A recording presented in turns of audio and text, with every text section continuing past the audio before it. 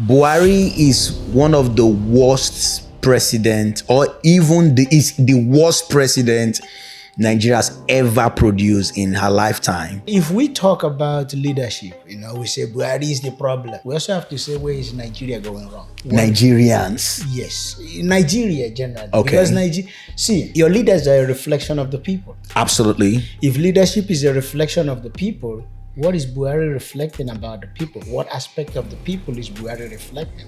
Sometimes we think the leaders are there just to be something. No, it's like today we elected Trump. There is a reason why Trump is there. He reflected a part of the people, a part of the majority of the people yes. who trust him.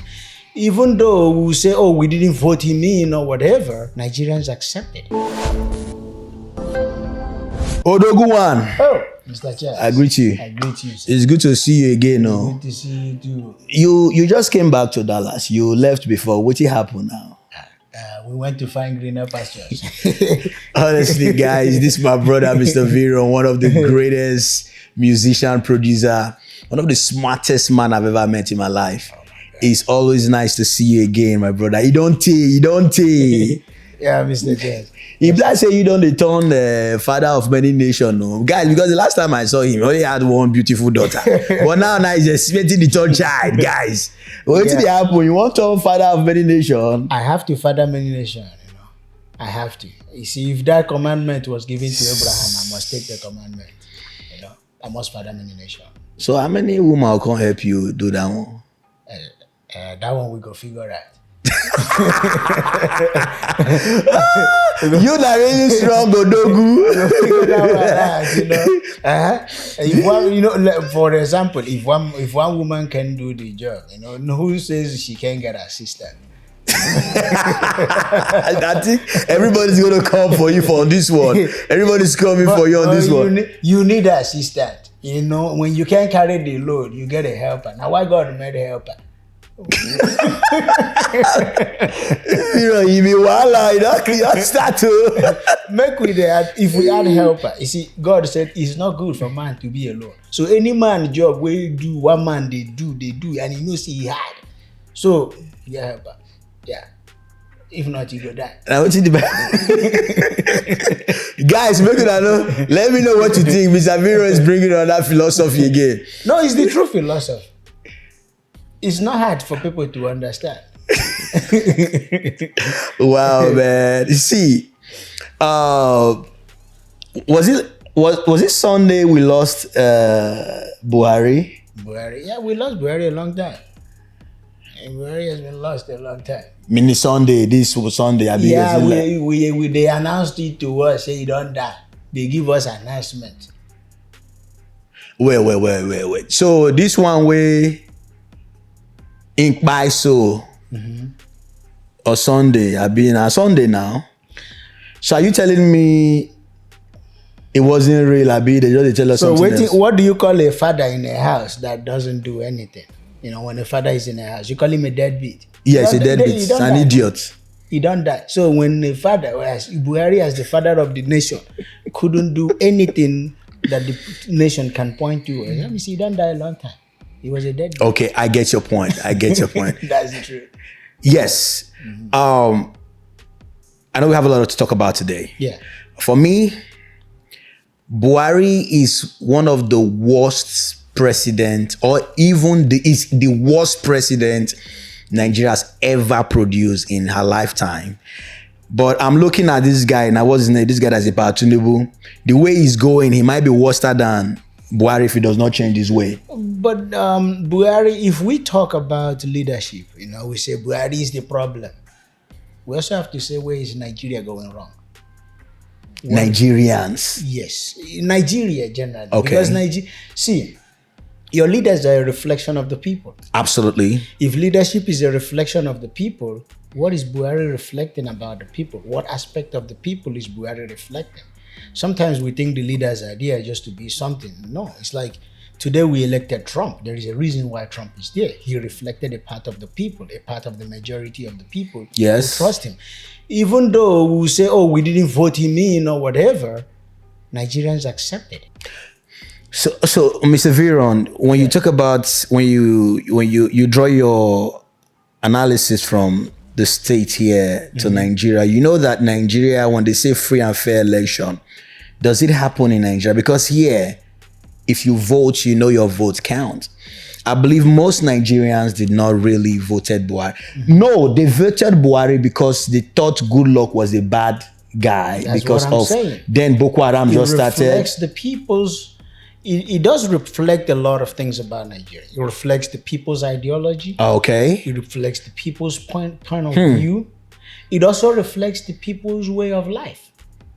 We kind of think the president should be is a foreigner. He's not a manufactured leader. All of these people grew up around us. Being that they grew up around us means that they reflect the characters they picked up from being raised around their communities. This is Nigerian values in play. Oh. So you're saying Buhari is a reflection of the people? Yes. It is. Buhari is actually demonstrating how the people. Okay, there's something. Okay, let's take a quote from Buhari. He said, Nigerian youths are lazy. Do you think Nigerian youths are lazy? Just a question. I don't think Nigerian youths are lazy. I just feel they're not maximizing their potentials. So what does that mean? Well, they asked Jesus Christ a question, which I'm saying this because every Nigerian, every African is religiously inclined. So let's point to the greatest teacher of all time, and I am a Christian and I believe in God. They asked Jesus Christ, if a vine tree, this vine tree now, when they bear fruit, what do we go do? A belebo tree. I don't want to call it a belebo tree. Waiting just right. He said, cut them off. He said, waiting on the beer fruit. We cast them off into fire. Yes. The goal is for Nigerian youths to be a fruit. And if we look at the ability to be a fruit, it is the ability to create in our environment. So Nigerian youths are lazy.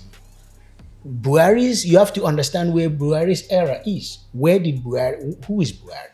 His leadership, his contribution to the nation, his participation. He has seen young men like Yakubu Gowon. He has seen young men like Odumegwu Ojukwu lead wars. Yes. He has seen men who are unchallenged. Emmanuel Kaduna, Ifejuna. Good. And then he looks at those men, he compares it to the youths of today, and he said, these motherfucking youths, all they want to do is run. We didn't run. We stayed. We fought. We put in the work. So what work is the youths putting in? So fraud? Oh yeah, I'm a Yahoo boy, I've sprayed money. We tells us that when a young man makes money in Nigeria, his first aim is to oppress and display. Why? Is that all Nigerians? It is. If I'm not mistaken, it's 80% of Nigerians. We have to be honest. If we are not, we cannot fix the nation. So ask yourself one question. If that reflects 80% of Nigerians, their reaction to wealth, their reaction to their environment and community is to have an ideology of oppression, which means I have more than you. What will happen if they get into the position of leadership? They are a reflection of the people. Is that why that time, if we go buy that small generator, the first thing we will call them now, better pass my neighbor, which means I've made it past my neighbor. You don't see them now. You see that the naming too. The naming we give to things I don't arrive. Tells you that I am better than my neighbor, not that I am able to support my environment. The supportive mentality, maintenance, growth. I was looking at a lady that has been selling puff in my dad's, close to my dad's business. She's still there. There is no ideology. There is no intention to grow beyond that particular range. Just keep me here. Let me be enough. Mr. Vron, if we want to, I want to piggyback on what you said because looking at the late Buhari's history, you know the first coup that happened in Nigeria in 1966 of January, where Emmanuel, Kaduna, Ifejuna, all of them, and some few people from the West, right? And some people from the East too. Yeah. Buhari wasn't part of that coup, but the counter coup that happened July of that year, I think 28 or 29, where some non-tenants, some group of armies, they went to, I think Aguiyi Rossi was visiting, I think Ibadan or something like that, and he slept in the government house. Yeah. and they started shooting and they took him and go buy him somewhere. Do you know, I just found out that Buhari was part of that movement. Yes, that's what I'm saying, because him being part of that movement tells us a significant picture that Buhari has. He doesn't have the weak picture of this generation. And in his mind, you see, I don't want to go ahead and say, I know Buhari wasn't an effective president, but every Nigerian that is there, I mean you that is in there, knows this same thing that I'm going to say today. We are all responsible for what Nigeria is. Buhari is a very, very, I would say he's a decent president. He's not a bad president. He's a decent president. I mean, the country ran fine. We were not in war. I mean, hunger was there. But his goal is not meant to be buying food. But his policies is something that I would love to see. I would love to see what Buhari's policies were. I would love to see where Buhari was doing things. For example, if we go out today and tell Nigerians, oh, you don't have to pay taxes in the country that you work in, and let's get rid of tax, how many businesses are going to benefit from this? Okay, let's give people loan. How many loans have the government given out over time that people actually used to that ended up in the beer parlor? How many loans have the government given out that ended up in the beer parlor? Do you know how much of our infrastructure would have been grown if our people just become honest and effective? I'm not saying the government is perfect, but I'm not also going to throw it out there and say it's the worst government in the world. It's a very difficult government to manage. When we talk about effective economy, when an economy is good, when it's going south, everybody tends to look at the leadership, right? When most Nigerians, during Buhari era, they were complaining about poverty, and there was also an incident that happened at the Lekki toll gate. That is a tragic incident. Yeah, where the military were shooting at the civilians who had no weapons. And people blame Buhari for that. What do you have to say about that? You see, in that situation, I think that is why I say Buhari is an okay president. He's a fuck. At that point, there is no justification in that. Yeah. There is no justification in taking the military that should be protecting the nation from invaders and all that stuff and not turn your people into slaughter and grassland. It doesn't work. You have to also understand that during that situation, Nigerians were protesting, but there was also something else happening. People were looting too. The citizens? Yeah, now when the citizens were looting, you see, the looting started. The criminology manifested itself. They couldn't do it totally peacefully, even though the majority of it, you got the mad motherfuckers out on the street trying to, gang up and get the last thing that they have. At the end of the day, I think during Buhari, we had the COVID issue. Yep, we had the COVID issue. Distributed the resources. But then I also want to say something. Buhari is just one man. If people disobey him, we know that it's difficult to prosecute from where you are down. That means they might kill you. He might also be afraid of his life. Sorry, I want to ask you, what do you mean that he's afraid of his life? He's the president of the country at that time. I mean, if the president of the United States, somebody tried to murder him, there's no need. America is the strongest country. If not, we say very secured, very organized. But in Nigeria, what stops them from taking him out if he's not doing their business? Okay. Do you think Nigerian leaders are puppets? Yes. They have a boss that they report to? Yes, they do. Nigeria, there is no leader. I don't think there is a leader in Nigeria that doesn't mean well for Nigeria.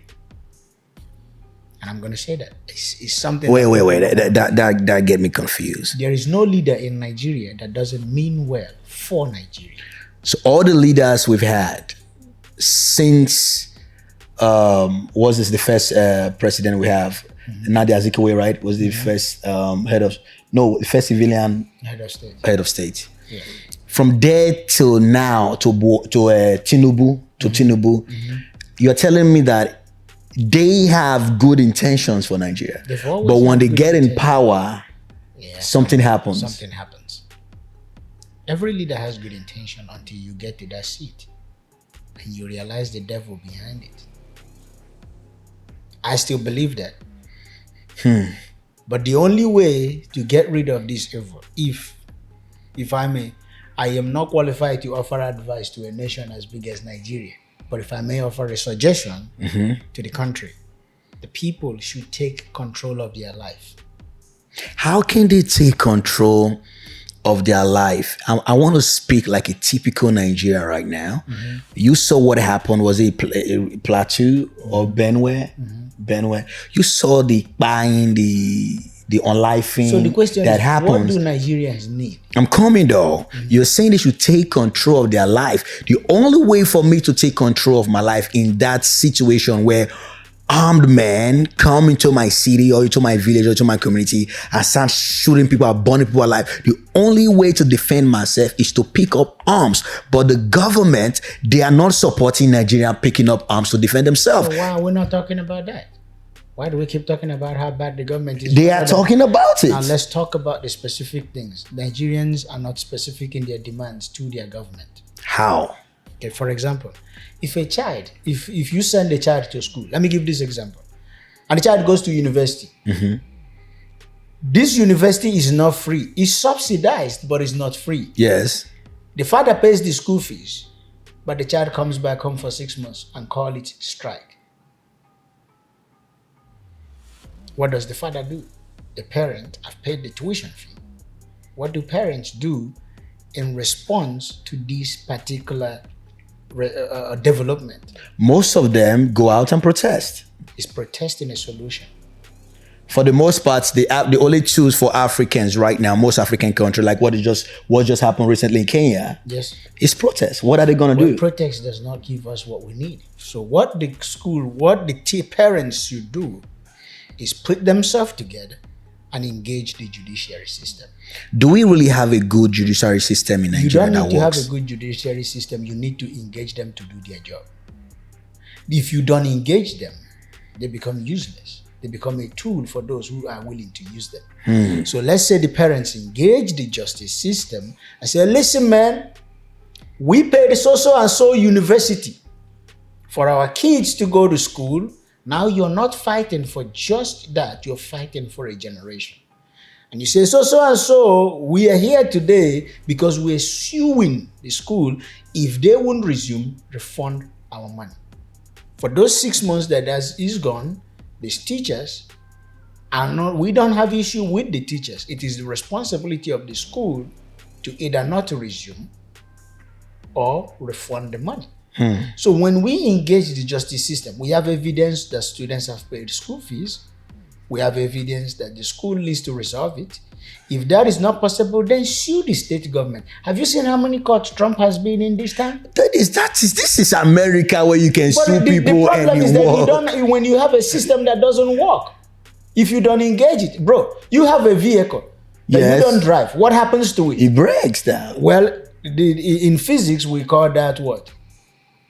Entropy. Object. Yes. Object. Any object that is not being used moves gradually towards chaos, which means it moves gradually towards destruction. So if we don't use our justice system, it is definitely a law. It's a law that it will go closely to destruction, which is until Nigerians start engaging their systems, we are going to have to keep on going down the destruction. So you are saying it's in the power or in the hands of the citizens or the hands of the Nigerian people to make sure the judiciary system work, not the leadership.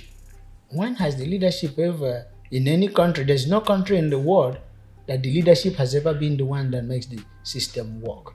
It has always been the people. Where is the parent-student association of all universities? Where if any student has issue, you report to your parents. We take it there. We resolve it. This is why we have sorting.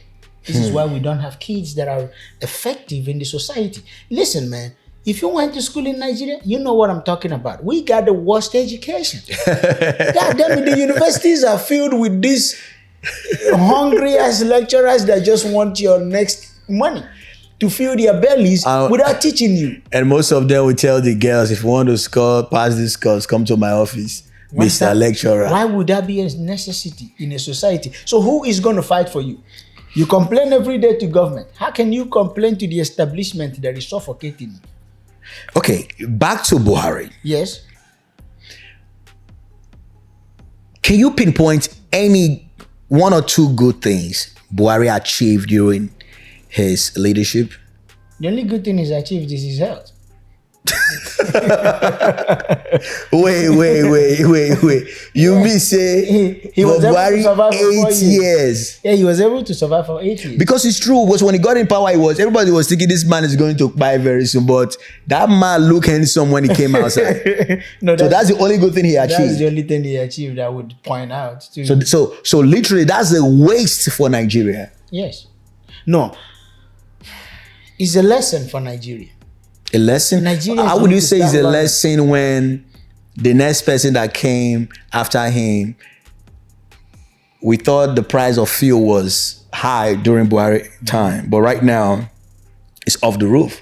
When Tinubu was running, what was the slogan in the street? Emiloko is our turn. It's my turn. Nigerians didn't learn the lesson.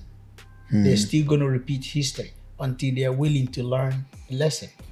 2027, some women, our mothers, sell our birthright, our future, for a cup of salt that they've always been buying. They've been able to afford this cup of salt come election time. Hey, they dance, they collect that cup of rice and they sell Tin tomato, Maggi. But they've been buying it, they can afford it. Every single day we can afford it. But you sell and exchange your destiny and the destiny of your generation for a cheap price. And you tell me that you want to blame the leadership? Mr. Vron, what I'm picking from here is that in as much as we have some fucked up people in the leadership, the citizen has a lot to do. Because you cannot change a nation. See, if you look at the way it's like a funnel. When you take a funnel and you put it this way, the leaders are on top. The thing influencing the whole funnel or holding the funnel is down here. So the bigger umbrella is this, supporting that chain distribution. That's the system. So if you have a fucked up people, if you have a messed up people, you have a messed up leader. So let's say in a house, first of all, let me do this. I know this is not part of it, but let me explain something that is very, very important. In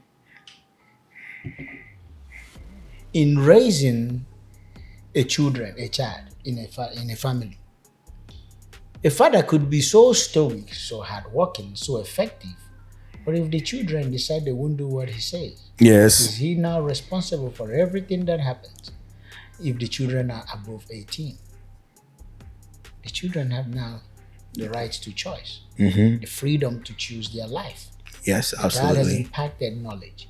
So from the events that are happening, this is why when Nigerians go to church to pray, I don't agree with that. You go and you you've been binding the devil like since I was born, man. We've been binding this damn devil, and yet the devil is not gone. You go tomorrow, pastor tell you to change your generational name. Churches are destroying families. Churches are lying to people. We're not telling them that this is election time. We have to choose right. This is not about God intervening in the affairs of man. It is about man intervening in the affairs of his own future. And do you know the most messed up thing? When you talk to most Nigerians, they will tell you, say, God go help us. So, well, Glenn, they can still stay in there. And it seems like we are praying to a God who does not listen. Or we are praying to a God who does not exist, or we don't know how to pray to the right God. That is how it is looking like. The thing is that we are looking at the Bible from a flip side of view. God created man. He gave man simple commandment: be fruitful, multiply and replenish, subdue. Any area in your life that you're not subduing, it is because you've not done the other three. which is you've not become fruitful. You've not put in the work, which is doing the work, is what to multiply your fruit. So if the fruit Nigeria is bearing today is the fact that we can see a bunch of criminals running around in Nigeria and people justify it as they're just trying to survive. And what does that fruit mean? We've multiplied criminology. How do you think your leadership won't multiply criminology? Give what belongs to Caesar, and what belongs to God, to God. Let all men be accountable for their actions. We sit in a country where we look at things. The policeman is over there trying to arrest everybody, yet when he retires, he gets the same result all of us get. Yeah, you fucked up the citizens where the government shows you, listen, you know what? Take this chip of change. That's what you get for retirement. And now you're crying to the citizens to help you. They ain't going to help you. Mr. Vron, back to Buhari, right? Yes. You actually paraphrase or rephrase what Buhari said when he said Nigerian youth are lazy. What I felt, I'm just thinking. Yes.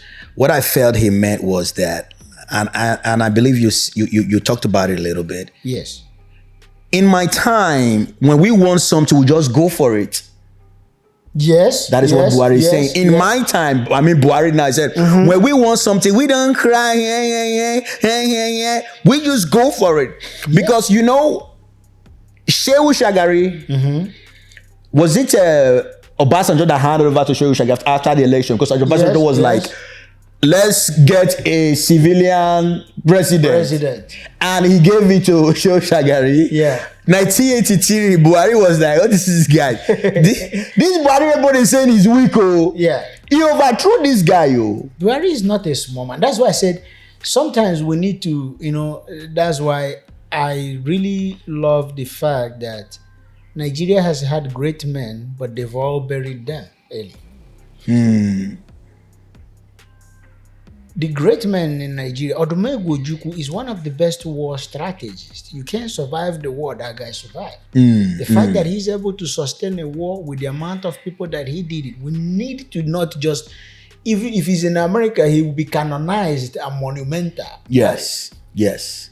That war will be studied for years. Yes. Even in the military, we'll talk about the systems of that war, the planning, the strategy. But we neglect it. What was the... You see, we look at this man, that's why we cannot create more greatness. If you neglect the great men around you, then you don't have any reason to be great. You don't have a reference. You don't have a reference. Everybody needs a reference. A child needs a reference to a father or a grandfather. You see, when you're there in America now, when you see some guy in the army, you go say, my grandfather was fought in World War II. My grandfather. And then it's like, these guys have reference for greatness. They have reference for patriotism. What reference do you have? What reference would your children have? Even today, Buhari's child go still get morale past you. Because he knows, say, my papa na kribo. He don't make president, he don't make everything. That man na kunga. You know, see, don't be Tinubu daughter we see. When they do fashion show. The girl is, her boldness pass your own. You no matter who you be. Even if she come today, some Nigerians go say, good morning, ma. They go take picture with her. They go take picture with her. Which picture? They go even serve her. You understand what I mean? The fact that we look at Buhari, you see, I know that his leadership is not great. Yes. But he's a great man. He lived amongst us. How was he great? What did he do? What can we really say Buhari did? Because I will go back to history, 1983, when he overthrew. I said he really did one thing. What was that? Health was one thing that he achieved. As a president. Because when we are talking about his recent presidency. Oh, that's not to write home about. Because in 1983, there was a great economy breakdown in Nigeria when he became head of state. But Nigerians didn't learn. And yes, they didn't learn. Okay, so we are bound to repeat the same mistake again. That is just what is really going on with Nigerians. So this is the thing. You just proved my point. Nigerians during that time, the older generation couldn't say, listen, this is what we know about this man. We know he's not good economically. But then what did they do? Yeah, for us to be selfish enough to kick Jonathan out, We must take Buhari for no reason. The older generations, I know old people that said Buhari will fix Nigeria. He's just this, he's that, he's chief of state, he's army man. I just sorry for those people, failed man. to learn. But what did we do? We go through the process again. When we fail to learn, the cycle begins.